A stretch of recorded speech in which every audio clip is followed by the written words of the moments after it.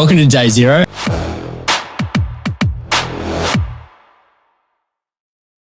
Well, welcome to another episode of Day Zero with FOUNDIT. Today I'm joined with Andrew Macmillan, one of the newest partners at FOUNDIT, also one of the most well-recognised and well-known real estate agents probably in the country, but particularly in Stonnington, Bayside, Boroondara area. You've been in real estate for over 40 years, run some of the most successful real estate businesses in the country. Mate, we're really excited to have you and Tracy on board. So firstly, I just wanted to say thank you. And I think to kick things off, give us a little bit of your background of where you grew up and maybe your first job in real estate. Yeah, thanks for having me, Angus. Thanks to everyone for listening in. And importantly, it's certainly been a journey. And when I look back over the last 45 years that I've been working in real estate, it's certainly gone very quickly. And I think people, the older you get, the more you talk to them, the more they say time just flies. And I think that the last 45 years in real estate has flown. In terms of growing up, where you asked me where I grew up in Trafalgar Road in Camberwell, good old traditional Boroondara, very clean living suburb. Still has an alcohol ban on it, so you have to go across to Hawthorn to go to the bottle shop to get a bottle of drink. So I still think the ban's in place. Do you really? Yeah. There's a full there's a whole dry patch in that area from Camberwell all the way across Surrey Hills, all the way up. I'm trying to remember where the border is now, Union Road, or might be further across. So it was always not easy. So that prompted me to get on the tram and catch trams to pubs. So I managed to make it easier. But on the real estate front, the first job I got in 1981, about May or June 81, and I was studying at RMIT, doing the real estate course, and I was bored, and I applied for a job with G.A. Thompson & Co. in Murrumbeena Road, 71 Murrumbeena Road in Murrumbeena. So I used to drive over there in my battered old Peugeot and work as a property management assistant, which I think in the echelons of real estate talk back in those days was about as low as you could possibly go.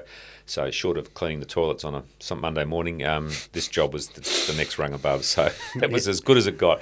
But so my job was to collect the rents and to do routine inspections, check the Venetian blinds, make sure the carpets were vacuumed, check the oven. It was the most mundane job, and it was a job full of routines. And I've realised that as I've got older, I'm not into routine, and I like to do things that are exciting and think on my feet. So after about 5 or 6 months, I got bored, and I had a friend of mine who also got a job in real estate at a company called Podmore Brothers in Bridge Road in Richmond. And it was the great thing about it for me was they had a Datsun 1600 as a company car. And I thought, fantastic, I can get myself a company car because I've blown my car up. So I went over there and got the job on the spot, took the job over, and used to go around collecting rents. And the business was so archaic that it was all the Kalamazoo file system. I don't know if you remember, where they had the paper and you'd fill in the rent and carbon paper and you give that to the tenants. And the fellow that managed it back then, I'm sure he's gone to God now, Terry Harrop was his name. And he hadn't bothered to change the rentals from weekly to monthly. So most people paid rental weekly, which was insane. And you have to do receipts for them all? Well, yeah, I used to carry a little receipt book and write out the receipts and, take the cash. And back in those days, of course, everything was cash. And Richmond was very much a working class suburb. And it had undergone, it really never recovered from the Second World War. And you really had people living there that hadn't changed in terms of the properties. They weren't renovated, they were all unrenovated. Every street was potholed, the curbs were broken, there was no vegetation. You still had the abattoirs working in Burnley, you had heavy industry like Vickers Roll up in Victoria Street. So you had a tremendous selection of heavy industry buildings and really a lower socio-economic group of people all the way through. So for me, it was an eye-opener coming from Camberwell into Richmond, and it taught me a lot. It taught me how to talk to people from different classes, people that didn't have any money, and brought me face-to-face with poverty, with violence, crime, all those sorts of things. But it was an absolute game changer. And that was my first job as a property manager. And you had some time in commercial real estate as Commercial real estate, yeah, later. I had a couple of jobs and then started a little company called Russell Davis & Co. in Punt Road, and used to do a lot of leasing and bits and pieces. And then one of our clients owned 2 or 3 abattoirs. His name was Peter Greenham. And Greenham's abattoirs are still big today. And he and his uncles had a huge abattoirs in Altona, which was sold up, and he had another one in Laverton North. And I was sitting there one day at the desk, and he walked in and he said, well, you can sell this land.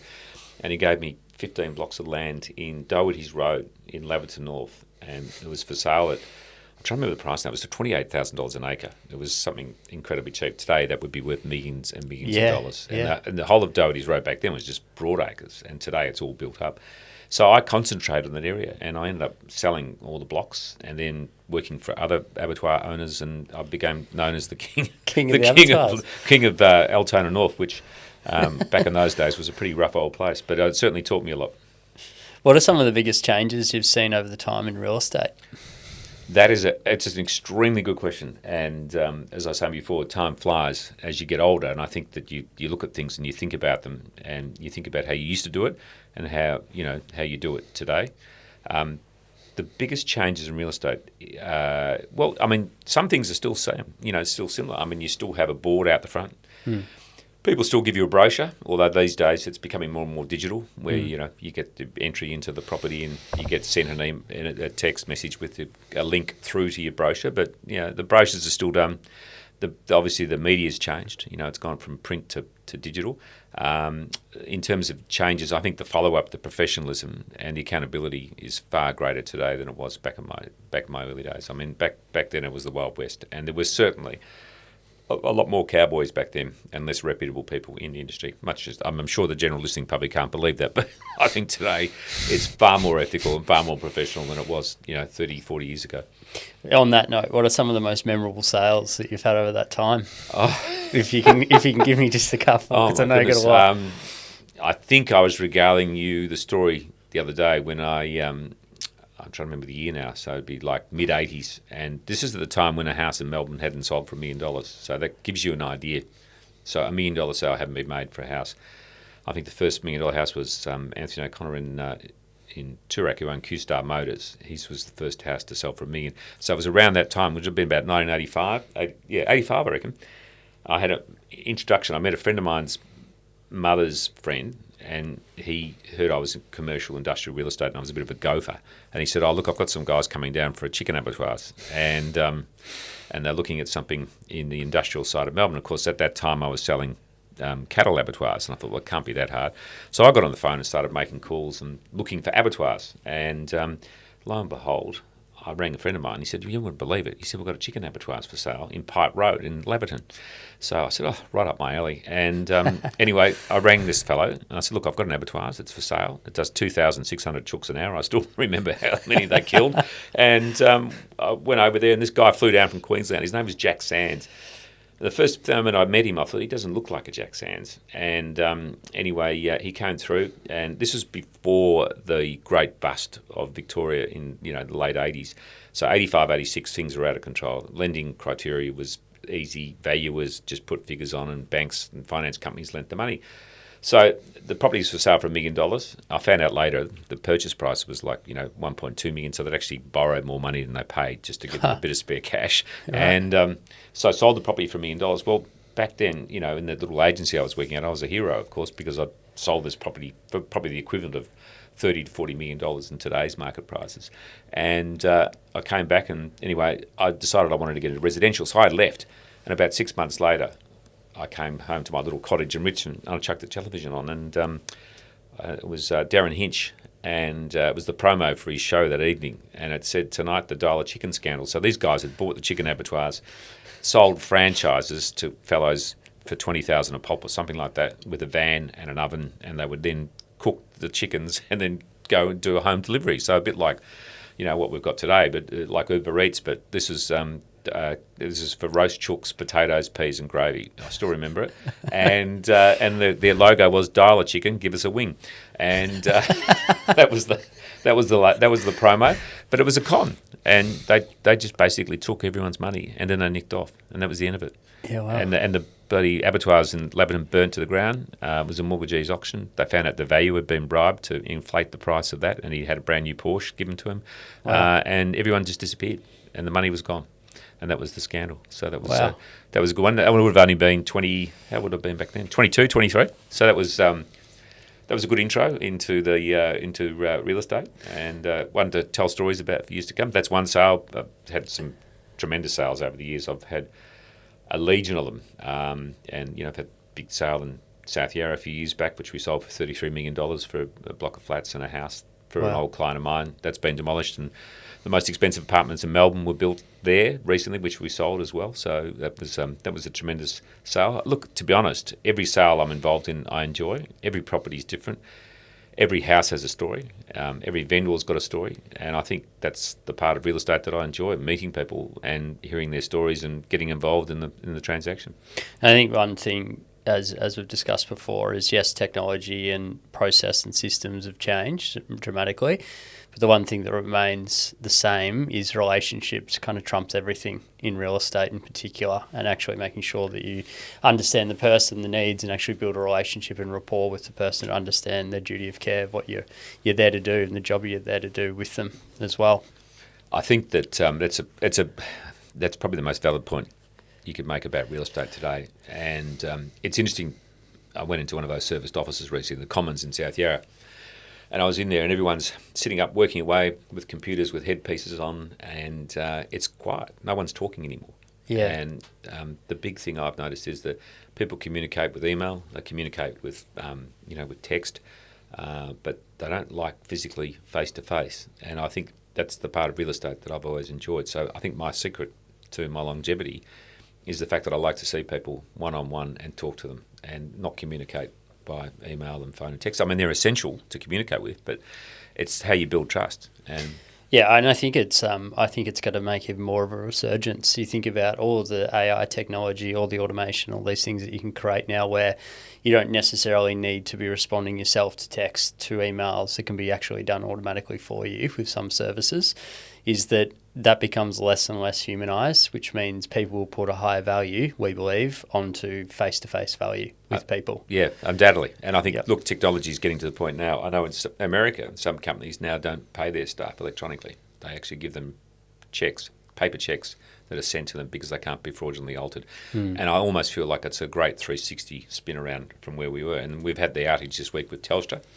And, Yeah. I mean, you walk into cafes and it's like tap and pay, and it's guess what? You can't tap, you can't pay. Yeah, and only cash. Yeah, only cash, and no one's got the cash. So that's just reinforcing your point that technology has its advantages, but equally too, people need to go back to basics.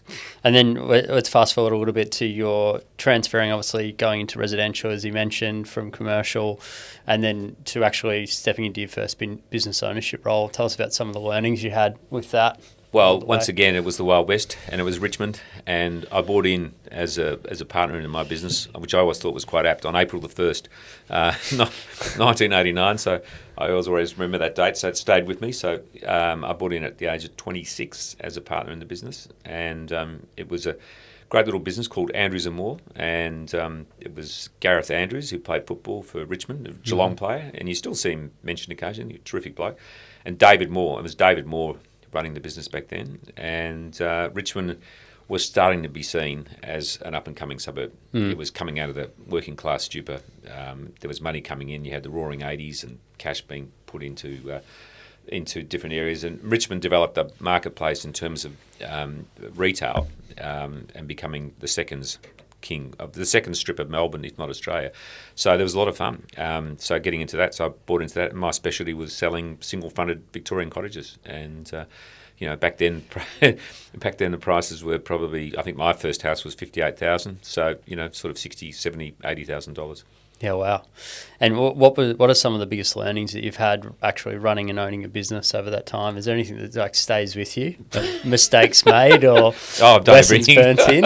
Lots of lessons, lots of mistakes. I think, I think, look, the people around you, the team, I don't like calling people staff, but I think the team that you run with, the people that you work with, is critical to the success of any business. And I think that comes about by trust, and that comes about by having total clarity, honesty, and taking everyone along for the ride. The biggest thing I've learned is to celebrate your wins. Too many people I've worked with over the years do a good deal, have a fantastic transaction, have a great result, and it's like, oh well, that's one, I'm on to the next, and they don't look back and say, God, that's a great deal. I'm going to go out to lunch now and have 2 bottles of Shiraz or 2 beers or whatever.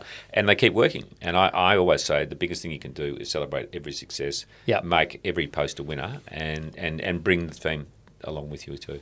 And I know a thing that you're really passionate about is mentorship and leadership. Do you want to give a few examples on that of some of the things that you like to see in up-and-comers, in capability and potential that you see in people, and how you identify talent? Yeah, no, that's very good questions. I think, look, I've always been an under-the-radar person, and, I've never been the guy jumping from the streets and telling everyone how to lead their lives, but equally, I think as I've got to the stage now, if I see young people and I think I can teach them things. I sit them down and talk them through, and I try and explain to them this is the way to behave. To return phone calls, to be always honest and truthful. I think my father gave me my best piece of advice. If you're going to ask that question, I'll answer it now. Yeah. Okay. Is that on the list? Yeah. And I think my old man gave me a great bit of advice when I was 18, and he said to me, he's a lawyer. He's still working at 88.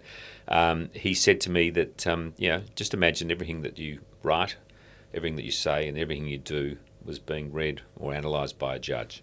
And he said, just think like that and nothing will go wrong. And I've got to say, after all these years in real estate, I've never been sued. I've never had anything that I've written used as evidence against me. I've never had messages come back to me because I haven't said the wrong thing. And even when I've lost my temper or a sale's gone west, I haven't got on an email and become a what do you call it, like an email warrior. What do I call it? Keyboard warrior. Keyboard warrior, yeah. So I haven't become a keyboard warrior and given people a serve. I've always kept my cool. And I reckon that's probably the single biggest lesson that I ever took from Dad's advice. I have passed it on. Sadly, sometimes, the people don't always listen to your advice. And I've certainly worked with quite a few hotheads in my time where I've had to undo all the trouble that they've caused. But, it's a good take home. Moving into the FOUNDIT model and obviously transitioning out of being a business owner at Jellis Craig and one of the most successful real estate businesses for a very long time as well, and then making the decision to move away from sell side and come into the buy side of the market as well, and with your wife Tracy, who you've just ticked over 35 years of marriage with. What firstly drew you to the buyer agent space? I've been thinking about it for a long time, and look, really, as a real estate agent, you're dealing with buyers, so it's not an area that I'm uncomfortable with. And back to relationships, as we talked about before, you build relationships with buyers who end up becoming your vendors. So buyers are sellers and sellers are buyers. So you're dealing in that same that same space. And I think that to me it was a progression, but importantly, I saw the potential to take an advantage of an area in the marketplace that I think has been occupied by buyers advocates on a small scale, but not a very professional scale. Yeah. And I think that's where, to be honest with you, that's where FOUNDIT really had a lot of appeal to me. I had talked about it openly with the team at Jellis Craig, and the guys at work certainly weren't surprised when I told them what I was going to do. I don't think anyone was surprised, but I have had it on the horizon for a long time, and I've seen a few friends go into the space and do really well. And I think that for me, real estate, running an agency, running a team, running a lot of people, it's very time consuming, it's hard work, and it's not overly profitable. And I think that there's a space here for a really professional network in the advocacy space. Yeah, and I think it's really there's some interesting quotes, which is like Charlie Munger, show me the incentive or show the outcome. A sell-side agent is incentivized by the vendor. They're paid by the vendor. They're there to try and extract and get the best possible price. The problem that's existed in this market for a very long time is the way people buy property hasn't changed in decades, as you know. 20 years ago, you go buy a house, 2 5-minute inspections, 3 comparable sales, feels good, let's buy. But that was a $60,000 transaction. You could repay it in 6.5 years. Now it's a 25-year mortgage commitment, a multimillion-dollar decision, yet the process is the same. And so you come back to that buyer and the seller perspective, and the dynamic is that buyers want a lot of help. Agents try and do the best they can to help them, but the reality is they're there to serve the vendor as well. And so there's a huge need that's risen purely on the advisory front. And as you and I have discussed before, if you want to go buy $250,000 worth of shares, you'd call your broker, you'd read an analyst report, and you might be listening to an analyst call as well and make a pretty informed decision on $250,000 allotment or more. Yet when you put a couple $1 million into property, you have a read of a few comparable sales and speak to your mate at a barbecue and go, yeah, let's go do this, which is just flawed. I think that's so true. But it's not only, I think, also doing the background work and doing the research, which is obviously something that I think FOUNDIT have got an amazing edge on the market with. But I just look at the fact that most people can't negotiate. And I think that, when it comes to buying something, it's the negotiation, it's the art of the skill of negotiating, knowing when to break, knowing when to offer, knowing how hard to push. And that's something that I love. So if you're in the living room with the estate agent negotiating after an auction that's passed in, you know how to read the play, you know how to read the lines. And I think that's where you can save the purchaser, your client, a huge amount of money. And I think that's the impact. And I think that's something that I've always enjoyed as an auctioneer. For over 35 years, you learn how to negotiate and press people's pain points. Yeah. And when you're representing the buyer, when you can tell when an agent's flubbing.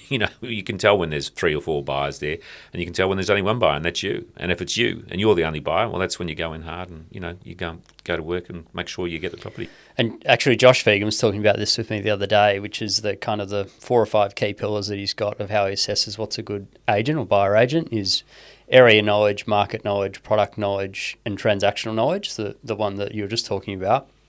What I probably didn't as value or understand as much as I do now, being in it, is the different agents in different markets, and who a lot of them are your mates and you've known them for a long time. They have different styles of how they like to negotiate against you, and you being able to pick what those kind of traits are when they're going to try and pull a little tricky component on you, what they're about to do and how to kind of stopgap it as well. Well, I think that's very true. And I think that because, that old saying about, familiarity breeds contempt. And so when people know you well, it's different to being someone who's a stranger. As they say, it's always hard to be a prophet in your own land. And I think that when you're in the marketplace and you're dealing with someone that you know well, who's still on the other side of the fence, it's a game. They think it's a game. It's a game, but it's a serious game. You're playing for big stakes.